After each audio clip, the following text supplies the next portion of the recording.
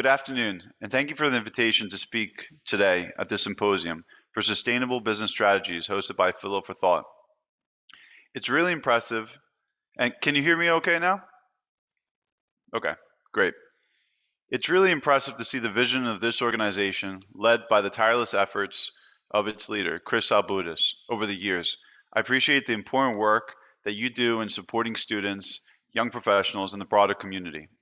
Today, I will discuss some thoughts on sustainability, and in particular, sustainable business strategies. The ultimate goal of sustainability is to understand how the use of resources and changes in conditions are related to sustainable political and economic system and quality of life. A sustainable system is one that operates without net consumption, where the rate of resources is equal to or less than the rate at which the resource is regenerated or recycled. And so, as Ms. Theodosiou mentioned earlier today, to be sustainable is to maximize output today without sacrificing the future. Now, even though sustainability and the concept of ESG criteria, they seem like new phenomena, but however, they are timeless challenges. The ancient Greeks developed systems to use natural resources while adapting to changes in the environment, to maintain effective political systems, and to preserve a strong culture. Each Athenian citizen, when they gave their oath, needed to say that they will promise to transmit a community that was better than the one that they inherited. Complex and costly problems, such as climate change, are difficult to address, and governments of today face the same challenges. Even though we're optimistic at the present time, there's extreme political gridlock in domestic sphere, and on the international level, there's the problem of collective action. But the major difference today is that increasingly board of directors rather than legislative bodies are called upon to navigate these waters and the challenges raised by items like climate change, racial issues, economic inequality, and other issues that are fundamental to the success and sustainability of companies and our socioeconomic system. This development arises from the significant influence that corporations yield over society and our social and economic well-being. In 2008, for example, 70% of the top 100 revenue generators of the world were companies. The remainder were countries and governments. And so, corporations have the financial and technical wherewithal that surpass many of the governments of the world. Because corporate decisions have such an immense impact on our world and in sustainability, it is not a surprise that all stakeholders look to companies to develop technologies and implement long-term sustainable policies that promote growth while addressing the negative externalities on the environment and society that become front and center in the business consciousness of today. We see it in the energy sector, where pioneers of industry such as Elon Musk has accelerated the electrification of cars. Mr. Papakos has mentioned we live in the most transformational time.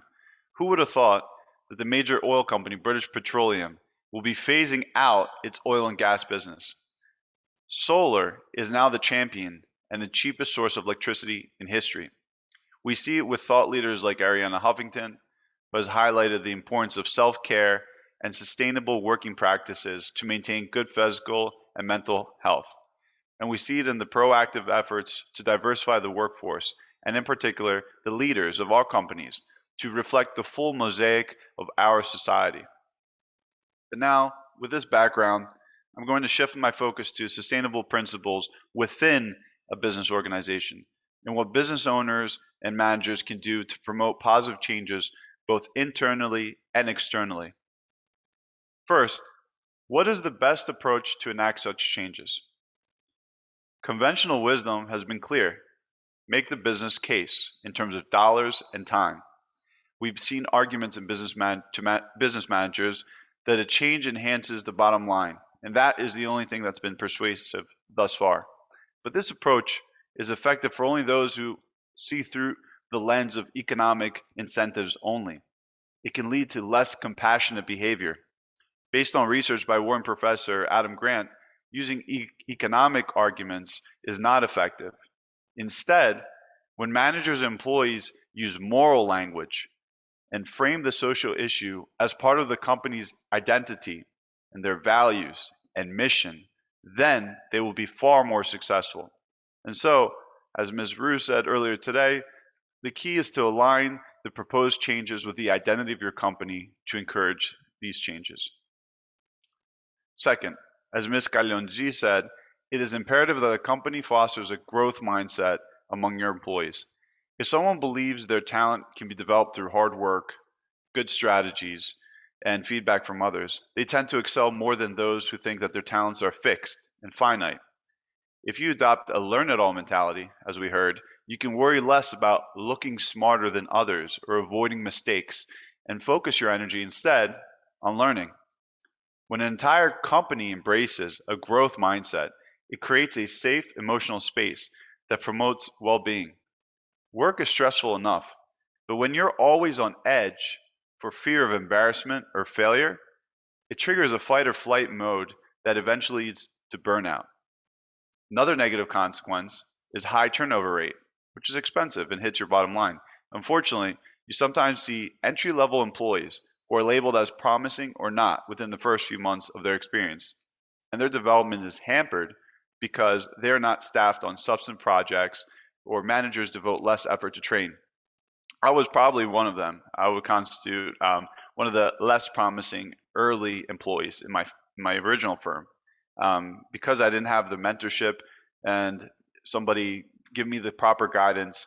I just wasn't very sure of myself and how to navigate tumultuous waters of a very cutthroat environment. But with enough time and guidance and grit, I turned things around, and now I consider myself, a lot better off. Let's just say that than my early days. So the problem is that if someone underestimates you, especially early on, and it's not a credible source, then it's easier to brush off that person's opinion. Say, okay, well, who cares? But if it's a credible source, then you start to question your ability, and it can be devastating in terms of your confidence and your potential. For these reasons, adopting an ethos of growth mentality, even though you're at a certain level now, you can progress up the learning curve with enough time and effort. With that type of growth mentality, especially when you couple it with grit, it's a very, very important pillar in any company's sustainable strategy. Third, Mr. Papakosa cited Heraclitus' quote that nothing endures but change. Ms. Andreadis stressed the importance of adaptability. But when things are constantly changing so quickly, how does a company adapt and avoid becoming irrelevant or even worse, bankrupt? I think the best practice is to set up an open marketplace of ideas at the office where everyone is treated equally and respectfully. A company should emphasize the values of curiosity and self awareness to preempt trends and to revise its business plan when needed.